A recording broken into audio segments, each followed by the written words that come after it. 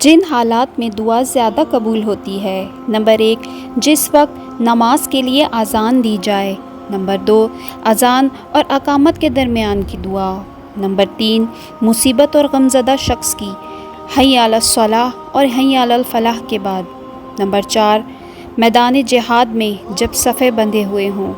Number 5، جنگ کے وقت جب مومن و کافر ایک دوسرے کو قتل کر رہے ہوں۔ نمبر 6، فرض نمازوں کے بعد۔ نمبر 7، سجدے کی حالت میں۔ نمبر 8، تلاوت قرآن شریف کے بعد۔ نمبر 9، خصوصاً ختم القرآن کے بعد۔